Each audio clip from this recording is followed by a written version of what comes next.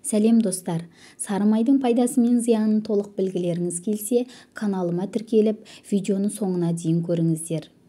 Қазіргі таңда сары май төңірегінде пікірталас көп ақ. Біреулер оны денсаулыққа қауіпті тағам десе, енді бірі сары майды тамақ рационынан алып тастау одан да қауіпті екендігін алға тартады. Сары май минералды заттарға бай тағам. Оның құрамында калий, фосфор, кальций, темір, мырыш, мыс және марганец бар. Ал енді сары майдың зиянды жағына тоқталатын болсақ, сары май дене салмағы артық адамға әлбетте зиян тигізетін тағам. Сүт өнімдеріне, оның ішінде сиыр сүтіне аллергиясы бар жандарға сары майды тұтынбаған жөн. Сары майдан аулақ болудың тағы бір себебі оның құрамындағы холестерин мөлшерінің тым жоғары болуы. Ал енді пайдасына келсек, өзінің тамақ рационына қажетті мөлшерде сары май қосқан адамның асқазанындағы кішкентай жаралар жазыла бастайды.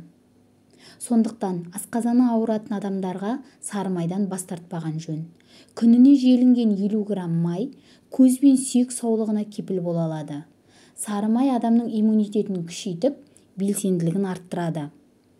Сары майдың зияны мен пайдасын бір таразы басына қоятын болсақ, пайдасы басымырақ болатын сөзсіз. Сары майды мүлдем бас тарту денсаулыққа айтарлықтай зиянын тигізеді. Бірақ, егер сіз күнделікті тамақ рационына 30 грамм сары май қосатын болсаңыз, бұл сіздің сымбатыңызға еш қауіп төндірмейді. Ағзаңыздың сау болуына көмектесетін болады.